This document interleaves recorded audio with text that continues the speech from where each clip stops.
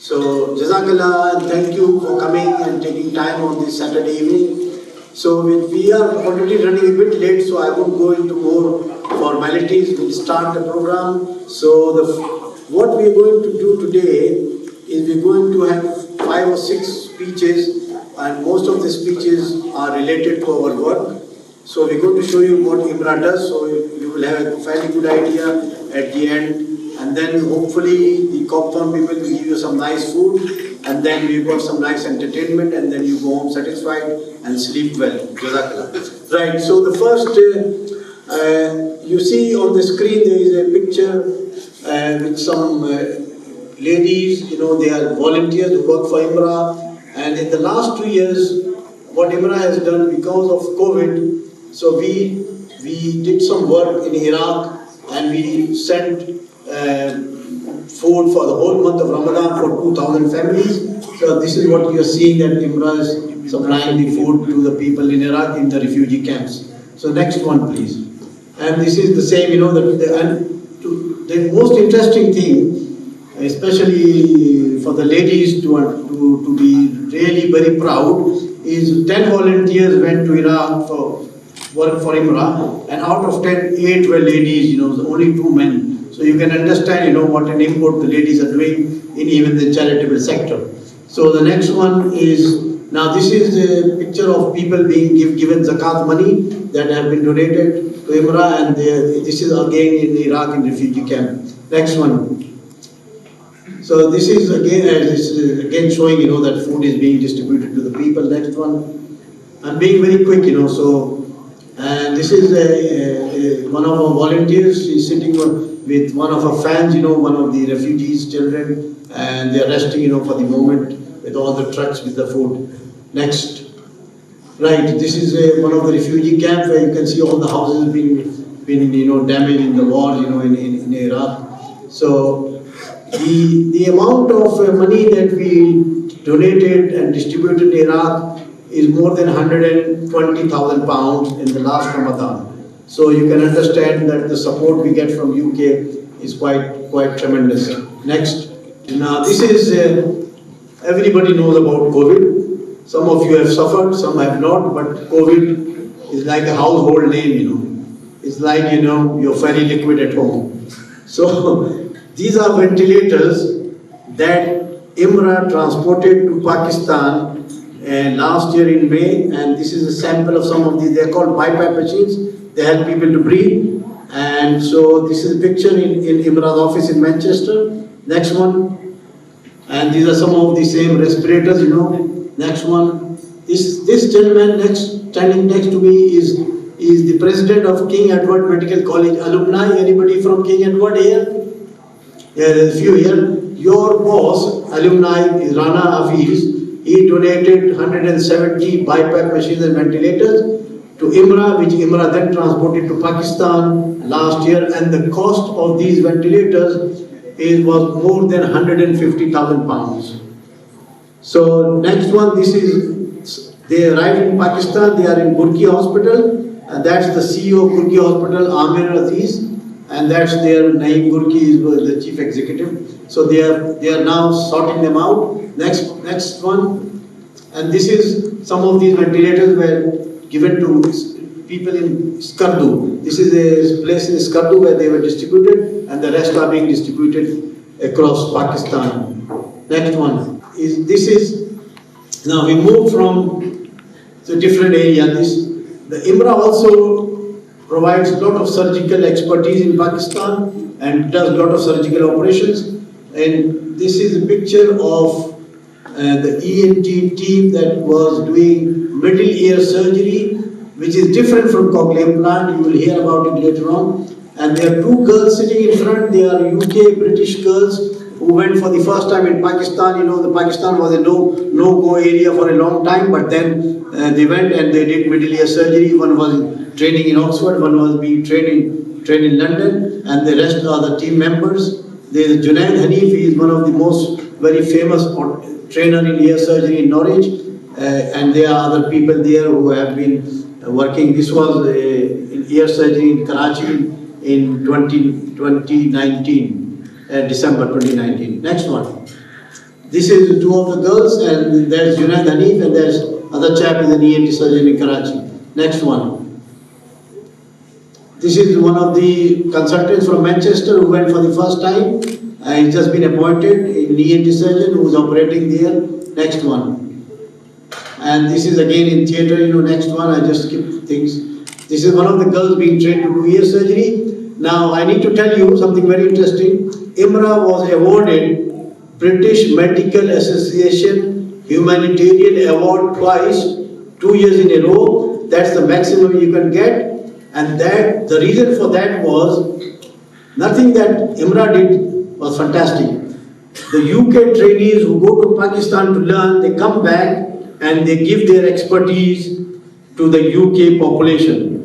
One ear surgeon in UK can only do 10 to 30 ear cases in 1 year, whereas in Pakistan in 1 week we do about 40 cases. So the amount of expertise, and on that basis BMA gave award to IMRA twice, 2009 and 10, for this, providing this expertise. Next one. This is one of the Dawn newspaper in Pakistan that publicized our work. So it was come in one of the main newspapers. Next one. This is now this is a ear surgery, but this is the Cochlear implant team. That the picture is not very clear, but if you can make out, I am standing there. Noweed, who is going to speak later, and the rest three are people from Karachi who are part of the Cochlear implant team. Next one. And this is again, we're going to hear more about cochlear implant. So I'm not going to say this is a child being prepared for cochlear implant. Next one. Now we also do what you just seen a picture of the two girls and the other team. That we also operate in Pakistan in a place called Mirpur Khas. Now Mirpur Khas is nothing to do with Azad Kashmir. It's called Mirpur Khas. It's the 5th largest city in Sindh province. This is where we stay, and this is the team. We have done from 2009 until 2022 550 middle ear cases in last 10-12 years. That's a big number. If you multiply each case by £2,500 that cost here, if you go in private, you can work out the sum yourself. That's the service provided by IMRA, and we transported equipment to Mirpur Khas Sindh, which is one of our base for middle ear surgery. People come from 200 miles for ear surgery who have not even seen an ENT surgeon in their lifetime. Next one. So this is Nabil Sultan. He's an anesthetist. Last year he volunteered to go and help out in Pakistan. He's in the hall. Can he stand up? I didn't give him time to speak. He's there. He's from Leicester. He's a consultant. So there are people who are getting motivated, and he just came to know about IMRA, contacted me. He went there and he spent 5 days and teaching the local people how to give proper anesthesia, a safe one. So when the surgeon finishes, the patient does wake up. Next one. This is one of the girls who had middle ear surgery. Just the day after surgery, she's a 10-year-old girl, and they come from 200 miles to get the ear surgery done. For this sort of service that we provide, and the service we provide is like a UK standard surgery. Up till now, 550 cases, alhamdulillah, no complications, nothing major happened, and we have not been in the news or media, or nobody has reported us to GMC here that we messed up things in Pakistan. Okay. Right, next one. This is a bit snapshot about what we did the last year. So we donated equipment and things to Pakistan worth £300,000. So you can understand the amount of work we are doing. Next one, I think that finishes my talk. Thank you. So, welcome friends and family. Really grateful you're all here. So Dr. Haroon Khan has given you an overview of the organisation and the charity work. So my remit is to talk to you about what we actually do, what we do at the UK end. So we have some connections through London with the Gambia and Namibia. So we send a lot of equipment over there, and that's what you see lots of boxes going to Africa and helping the poor patients in Africa. So next slide is, this is again a lot of unrelated ENT, general surgery, rehab. A lot of stuff has been shipped to Gambia.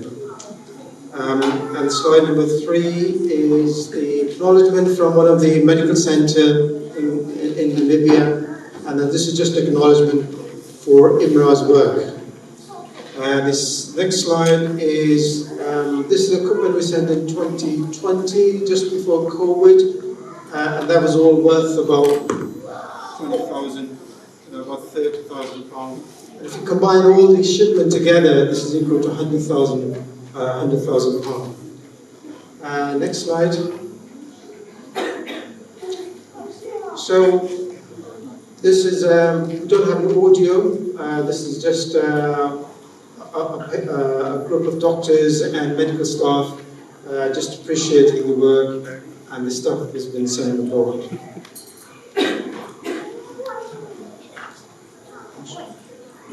Next one.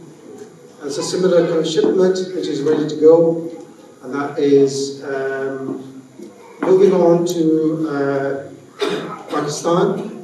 Now, microscope is one of the key instruments which is used to do operation on ears, and that includes cochlear implant, which is actually a hallmark of our project, and you'll hear that from Dr. Noweed in a minute. But this is also used in a lot of other ENT procedures like ear operations and some other operations within the ENT specialty. So this microscope is worth about £50,000. And we have sent almost 5 microscopes, and each cost about £30,000. This is just one. This is just one of those microscopes, and that's just been shipped to Pakistan.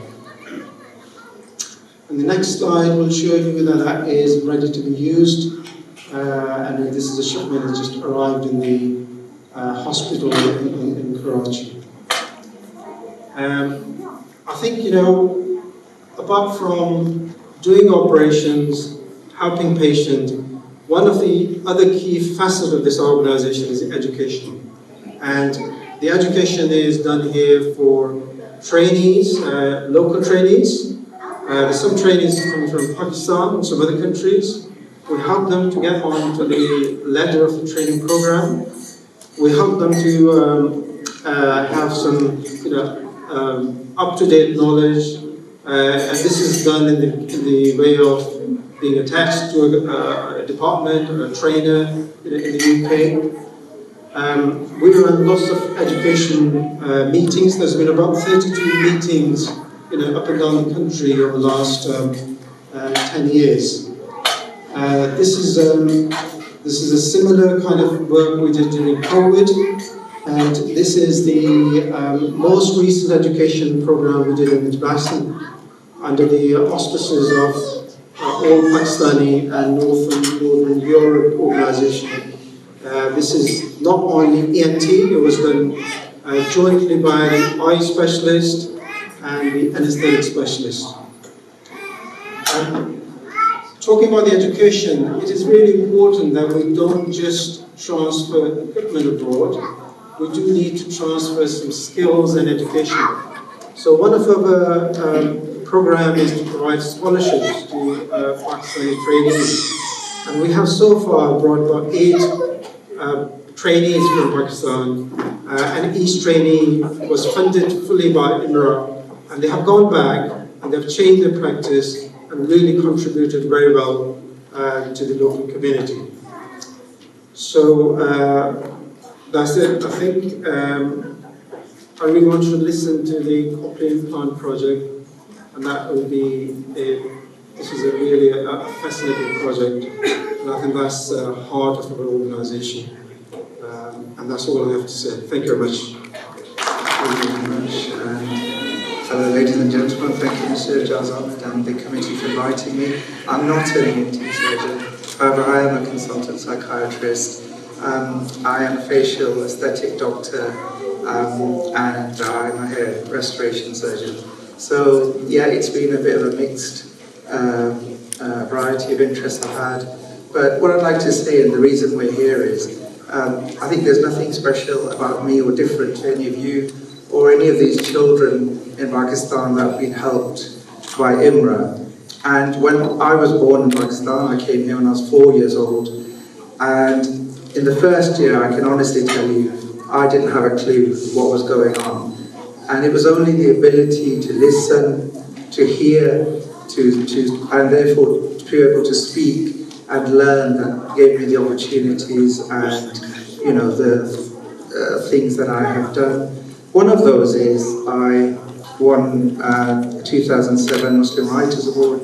I then won the 2011 British Writers Award for Best Published Novel, which was an international award. And so all of these things that I've done are, you know, I think everybody has different potential, and it's really very kind of the committee to invite me and speak. But really, what I'd like to say, it's really all about listening, hearing, and the ability then to achieve your potential. And if we donate generously to the cause today, I'm sure there are numerous people, numerous children and adults here and abroad who would benefit and perhaps try to achieve success in various different fields. And I think it goes to show that if you are a doctor, and I'm sure there are many of us here today, you don't have to restrict yourself. You can do other things. It is possible to have varying interests. I've written plays that have been, and some radio plays that have been performed, amongst other things. And I've really enjoyed all of that. And above all, I do love being a doctor. But it all starts from the ability to hear, to understand, to speak, to learn, to communicate. And what I would say as a consultant psychiatrist today, my biggest skill is not prescribing anything. My biggest skill is being able to listen and really hear and understand my patients. And I think that is the key and the importance of hearing and the project that IMRA are undertaking. So I'd like to thank you all very much. That's all I have to say. But I think it's a very worthwhile cause that we should all support to the maximum that we can. Thank you. I have to, Assalamu alaikum. Thank you for your kind introduction. My name is Khurshid Akhtar. I'm a consultant surgeon. I work at Salford Royal University Teaching Hospital, which is a centre of excellence in Manchester. I have got a special interest in education and training. It is extremely important that we train our juniors, our young doctors to high standard. My initial training was in Pakistan. I'm always grateful for that. I've always tried to offer these services to institutions in Pakistan. My own institution, which is Dawah University. I normally, regularly go there and give lectures, organize courses, and conduct live operating. These are very rewarding experience for me, very much appreciated. It has been mentioned before that IMRA has a long track record of providing education and training, while we offer various other services, but it is important that we provide modern education and training to doctors in Pakistan so they can offer those high quality services to patients there. One of the ways that we could train doctors is to bring them over here and get them exposure to NHS and high quality institutions. And I've been doing that over the years. And many of my fellows are now working in high positions in Pakistan, providing better services. This is one of the occasions when I was giving lecture, and these things are very much appreciated. This is an award given to me by Professor Saeed Qureshi, who is the Vice Chancellor of Dawah University. He's himself a surgeon and very keen to promote education and training there. I am delighted that IMRA is now expanding in training, providing training, education in other specialty in addition to ENT. I am announcing in a meeting there the two fellowship that IMRA is going to offer in general surgery, which would be fully funded for doctors to come to my institution and have 2 months of training and then take those experts back. These are very important things that IMRA has now embarked on, and I am really grateful to them for that. These are expensive activities. We provide fully funded facilities, and obviously we should all be supporting IMRA to be able to provide educational training for Pakistani doctors. That's all I wanted to say, and I am really impressed at how IMRA, under the leadership of Dr. Haroon, has progressed to such an extent that it is offering its services to not only Pakistan, but in other parts of the world. Thank you very much. The reason I'm here, I'm very grateful to Dr. Haroon and Dr. Noweed. It's very recently I found out about IMRA, and to be honest with you, ladies and gentlemen, it has become so close to my heart that I cannot detach myself from IMRA anymore. The reason being is that I was 16 years old when I was married, came to England, completely to a different culture, sorting out and trying to absorb the norms about the new culture. I was given a beautiful daughter at the age of 18.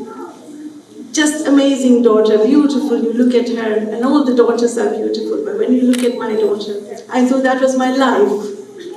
But very soon, about 8-9 months ago, 8-9 months later, I realized that her voice was different to the other children, the other way. Even in hospital when she was born, I could hear a sound of a peacock, as if when she used to cry in the nursery. In those days, they used to put kids in. So I knew there was something was not right. Something is not normal. So I took her to the GP, and I said, look, I think there is something wrong. And the doctor said, no, it's just your imagination. She's fine, and it's all okay. A year later, I can never forget the name of the doctor, called Dr. Bethel Davis at Charing Cross Hospital. She said, oh, she's got 60% deafness in both ears. And I thought my life was completely finished. I thought that was it. I don't think I have got any more ambitions in life. My daughter was the focal point for me. But unfortunately, every time the speech therapist came to our place, I used to hide myself. I used to lock myself in. I started resenting that reality. And I said, no, this can't happen to me. And I was simply just thinking about myself. Because I used to worry how she's going to cross the zebra crossing. Which school will she go? Who will marry her?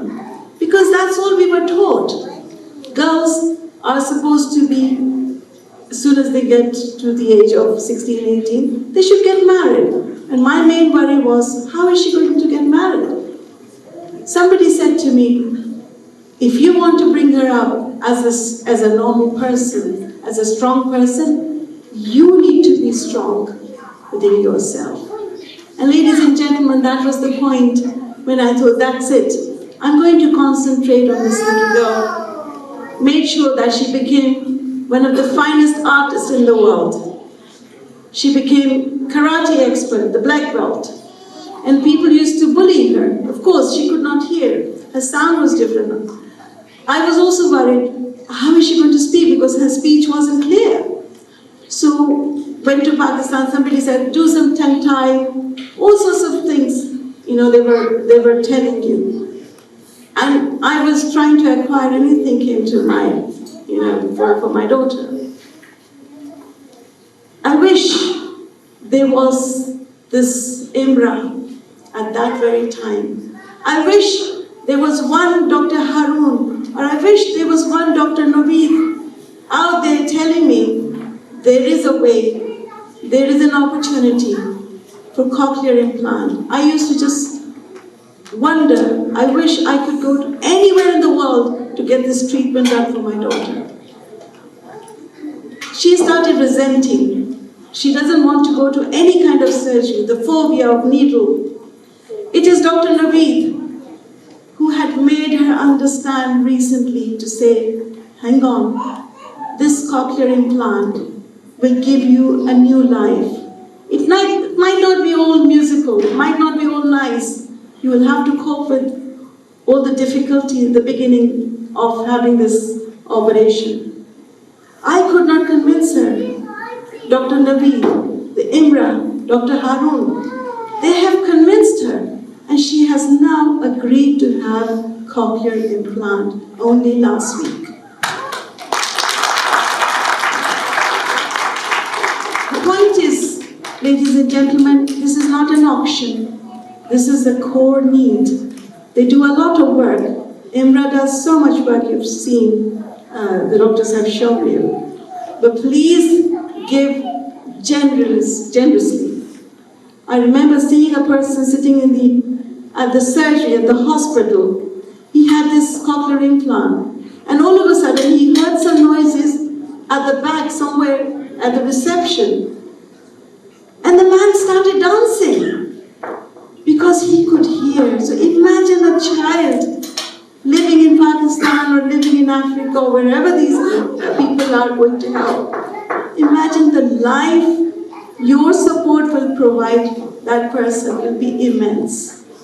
So thank you so much for listening to me, and I'm extremely grateful to IMRA for making me come here and speak about my experience. Thank you so much.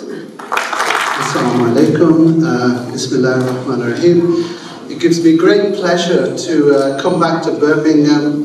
It's a wonderful city. I have some lovely friends here who went to medical school with me. So Birmingham's always been very close to my heart. I'm not so sure about the Spaghetti Junction, but certainly the people are lovely here. Thank you very much for the kind introduction.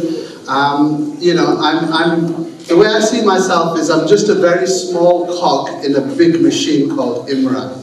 And I'm hoping at one point you're going to chew me up and spit me out.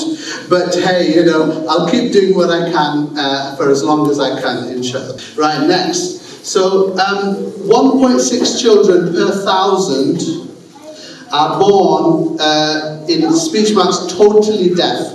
By that I mean they are so deaf that a hearing aid will not help them. So these children will come to you, and they will come to audiologists there, they will come to ENT surgeons there, and they will be told that there is no treatment for their deafness. It doesn't matter how expensive that hearing aid is, their deafness cannot be treated.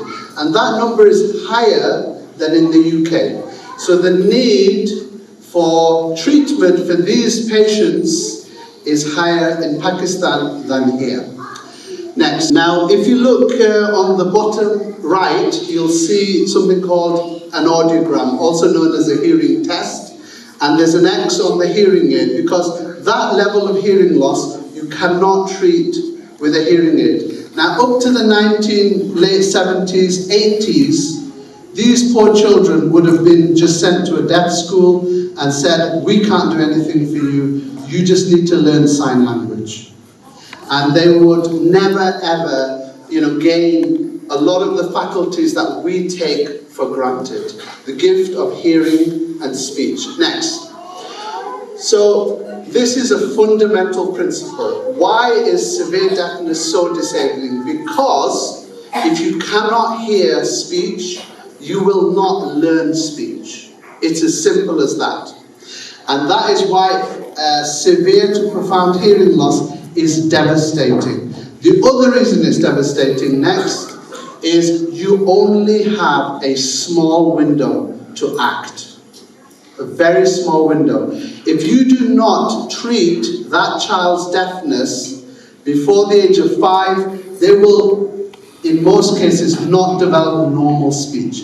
When they speak, everyone will know that there's something not right with this child. And unfortunately, in many cultures, if a child speaks with deaf speech, they are considered disabled and handicapped and mentally deficient. And unfortunately, in many cultures, unfortunately, I say this with a very heavy heart, even in Pakistan, these deaf children will be put into a corner, they won't get married, and they will be treated like they are mentally disabled, even though they will be the brightest children around. And that is an awful, terrible, tragic waste of talent. So, we only have 5 years to find these children and treat them. And the only treatment for these children is a cochlear implant. Now, if you look here, you have a part on the outside, on the far left, that looks like a hearing aid. And then on the right, you can see the cochlear implant. It goes all the way down into the cochlea. And what you're essentially doing is you're firing electrical signals into the cochlea, and then the brain is perceiving that as sound. Now, this is absolutely amazing technology. And this technology is life-changing in many, many ways. But the fact is that there is nothing in medicine that can compare with a cochlear implant. We cannot replace a sense, one of your 5 senses, like touch, sight. We cannot replace them if you were born blind. We cannot replace them if you were born without the ability to smell. But now, since the 80s, we can replace your sense of hearing if you are born deaf. Next. Now, if you look here on this hearing test, if you were to, shoot a gun next to this patient's ear, they wouldn't hear it. But, next, if you put a cochlear implant in, they'll be able to, if you look at the green circle, they'll be able to hear a whisper. And many of our children have got what I consider superhuman hearing. They can hear sounds lower than a normal person can hear. That's what a cochlear implant can do if you can treat these patients soon enough. Next. So we talked about children, but here we have this gentleman. So this gentleman turned up to my clinic on a Sunday. He walked in at 103, told me it was his birthday, and he'd been born in World War I. He'd worked in a factory in World War II. This is how old he was. He'd had a previous ear operation in 97 years ago, but he was severely deaf. The only treatment that he could have, and he'd already researched it, and he came to me and he said, Mr. Ahmad, I want you to put a cochlear implant into me, because I know the only way my deafness can be treated is through a cochlear implant. Now, the problem was that he'd had a previous mastoidectomy. Basically, it made everything very complicated. So because he was so old, and he could, to put it bluntly, drop dead at any minute, because he's 103, we decided to try to do it under a local anesthetic. Now, doing a cochlear implant under a local anesthetic, meaning you're awake during this operation, when someone puts an electrode into your inner ear, that lots of people have done. But this gentleman needed a subtotal vitrectomy, eustachian tube obliteration, blind sac closure with his cochlear implant. And that was considered not possible to do, a 5-hour operation under local anesthetic in that way. But alhamdulillah, we managed to do it in 2 hours. And he's doing very well, and on Tuesday he turned 104 and he's using his cochlear implant. So the majority of implants in the United Kingdom are in the elderly people who learn to speak, and then in their 80s, 90s, whatever, they started losing their hearing. This is him with the audiologist, and he can hear as well as me at 104 now. Next. So it turns out, we didn't even know this, except until the morning of the operation, that this gentleman has broken the world record for the oldest cochlear implant recipient. Next. So as you can see, it was covered everywhere. Next. Just whiz through these. It was everywhere. So the main thing is to say that anyone, doesn't matter your age, and I'm going to say this for our older friends, it doesn't matter how old you are, get your hearing tested, and if you need treatment, get your hearing loss treated. Now, let's get back to the children. So in the UK, we have 2 implants for every child who needs a cochlear implant. 2. Unfortunately, in developing country, they get none. Next. So what happened was, Dr. Haroon, I think he'd met a family who said, this is our audiogram, and Dr. Haroon had said to them, you will not benefit from a hearing aid, you need a cochlear implant. And this man said, if I sold everything I have, all my wife's jewelry, all my possessions, if I sold everything, I wouldn't even be able to buy half of a cochlear implant. And unfortunately, we could do nothing for his daughter. And that's where the idea was born, that we need to do something for these patients in Pakistan. But there are challenges next. What are those challenges? Well, I call it the 4S challenge. So excuse the dollar sign, I'll call that an S. Firstly, the implant, buying the implant is the challenge first. The other challenge is getting a surgeon who can do the surgery, getting the equipment with which you can do the surgery, and getting the specialist team who will then train that child and teach that child speech with being able to tune this implant over and over again. Next. So this is challenge number 1, £15,000 for one cochlear implant. Now you know, and I've seen fundraisers for people for cataracts. The cataract surgery is what, £10, £20? And even there is a shortfall. So when he said to me, and I was in Australia doing a fellowship at the time, I was saying, why is this man ringing me all the way in Australia, why can't he leave me alone, when he said, we want to set up a cochlear implant program. And I thought, well, 15 grand for one of these, how many could we possibly put in? I just don't think this is viable. So that's challenge number 1. Challenge number 2, next, this.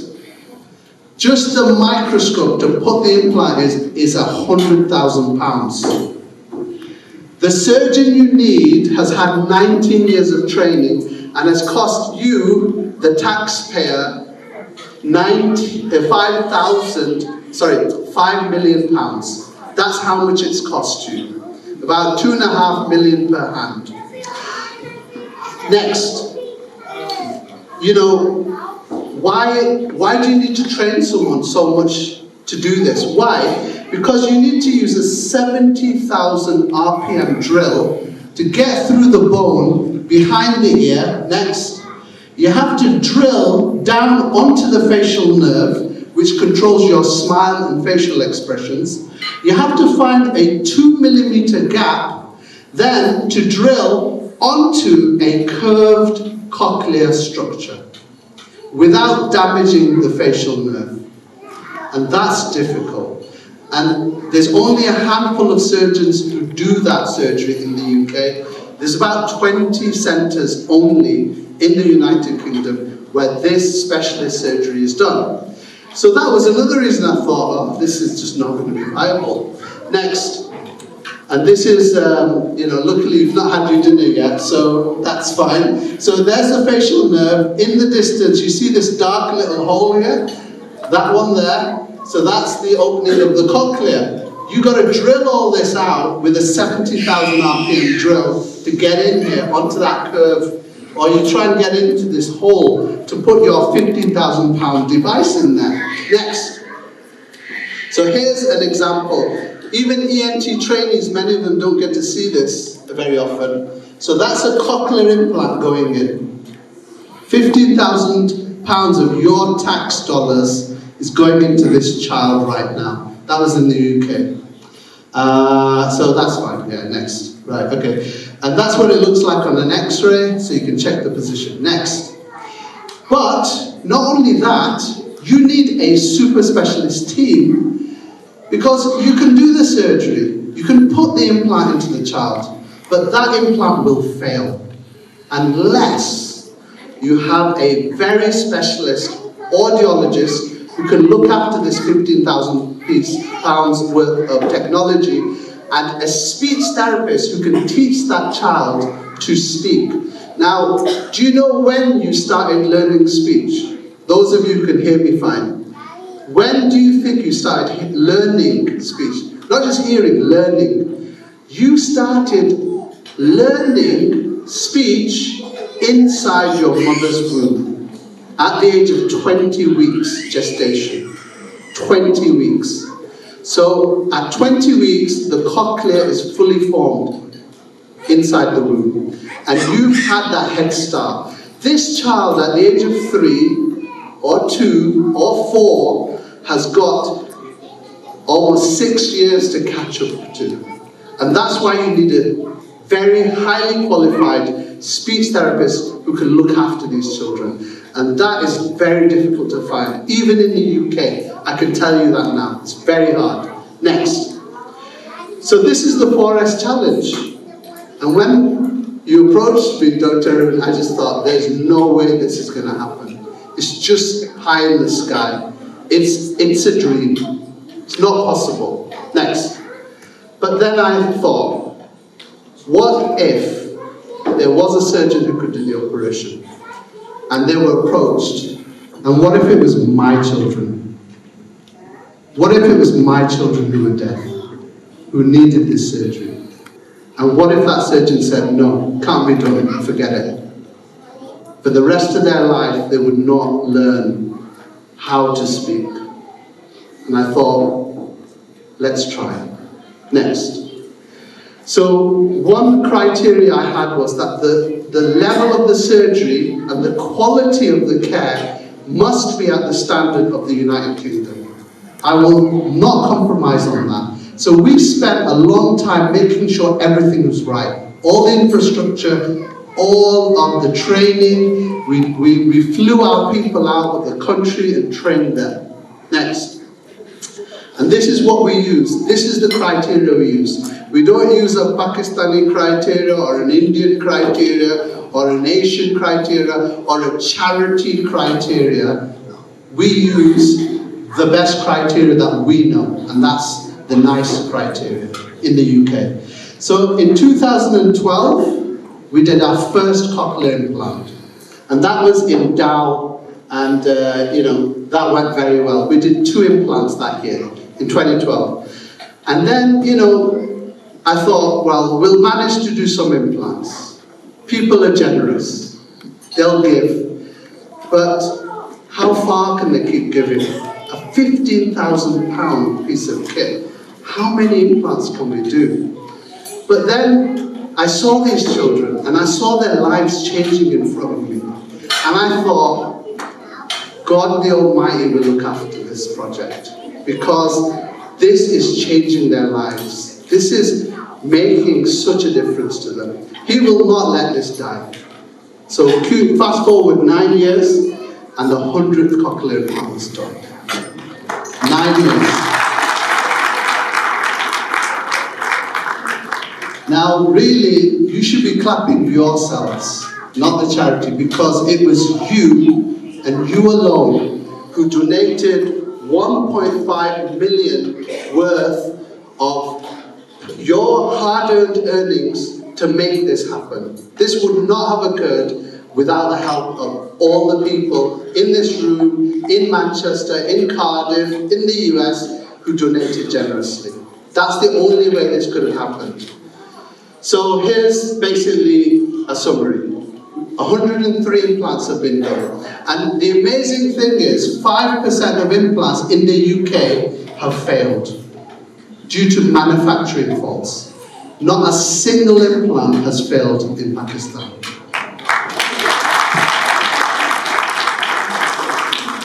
These children are going to normal schools. They are no longer considered deaf. They are having normal relationships. They are having normal talk with their mothers and their fathers. They're going to school, they're hearing the azan, they're hearing the Quran. You know, these children are honestly, you know, they're amazing kids. I'll tell you that now. And you know, one thing I will say as a charity, we see them as our own children. That's how we see them. We don't see them as patients.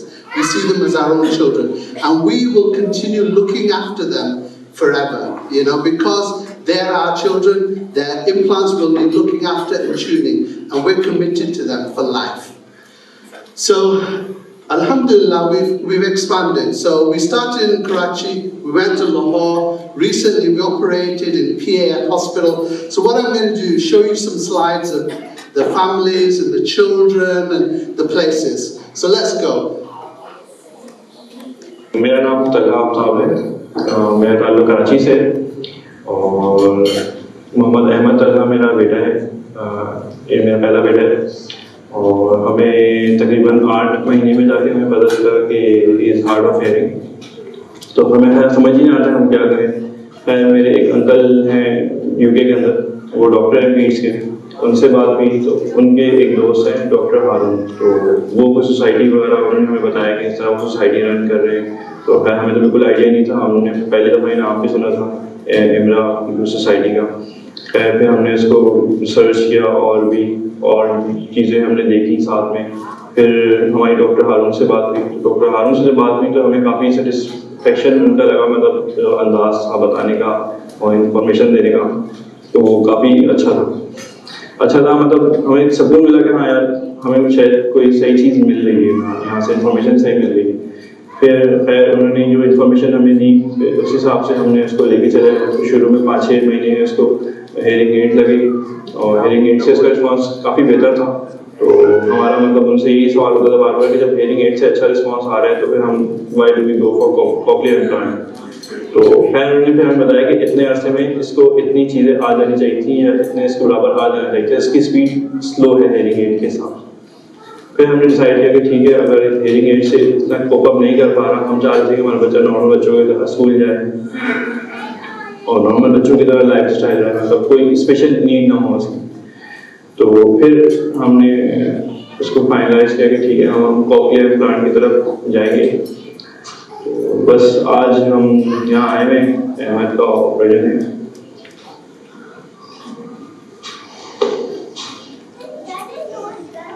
You can see what the family is going through.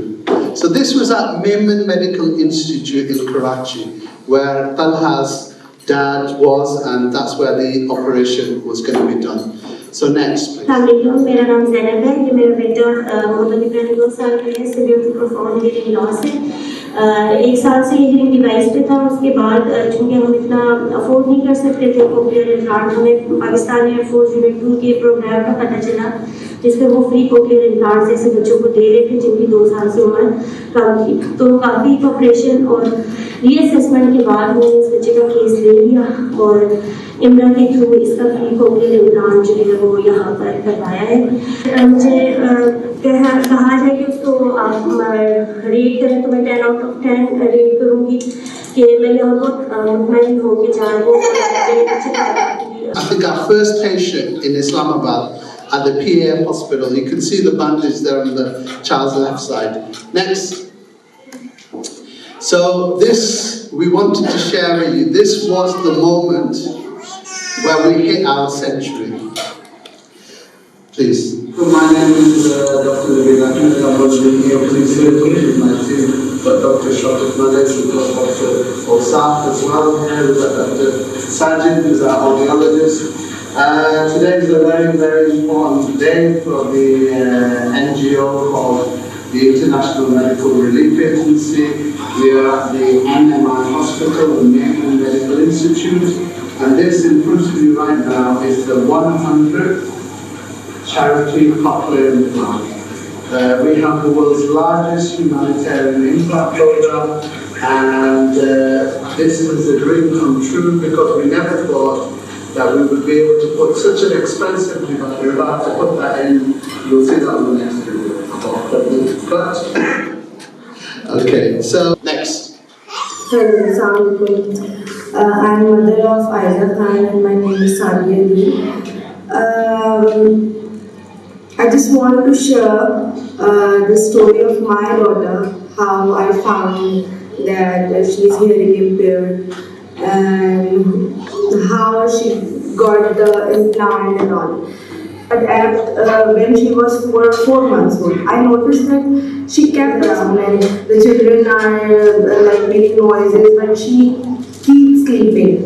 So that triggered me that maybe something is wrong. So then I went to a doctor and he just checked. He just checked by clapping on both the sides, but she just looked in front like she didn't respond to any of that sound. So it helped me a lot in counseling, we were very confused because 1 year is such a small age and going through such a big operation or surgery is a very scary thing for a parent. But Dr. Haroon and Mr. Ahmad were very supportive and they just advised, okay, this is the right time. IMRA, the whole team reached there from UK. Dr. Noweed was leading and they were there and everything because thank the IMRA team. Like without them, obviously my daughter will not. I don't think that I won't be able to. Because just the speech therapy, she needs that speaking and speaking every time talking with her. Because at 1.5-year child doesn't talk, but in unconscious the words are going inside. So at that time, when she heard and she responded, and she is studying here in British school, and mashallah she is progressing very well. So now I got her result and she's among the top most students, and I will pray for you forever because you changed my life and my daughter's life. Thank you.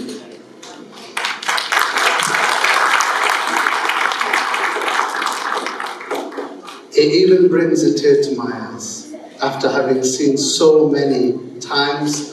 Each time it hits you in here. You know, one thing that I really wanted to emphasize is that the surgery is only 2 hours, but then there's 2 years at least of hard work that the rest of the IMRA team over there do. So we are committed to these children, and our speech therapist is giving speech therapy more often and more intensively than here in the United Kingdom. So we have Dr. Farad, we have Dr. Sajid, who's our audiologist, and they are working so hard. And these are amongst the most highly qualified and highly trained audiologists and speech therapists in the whole of Pakistan. So we are very, very lucky to have people like that. And you know, they are the ones who bring these results, not the surgery, not the implant, it's them. And of course, the parents, and ultimately when she's praying for all of you, every single person who's helped make that implant happen. So let's end with the child. Let the child have the say. This is her daughter, Ijaz, who has now completed her speech therapy. Next.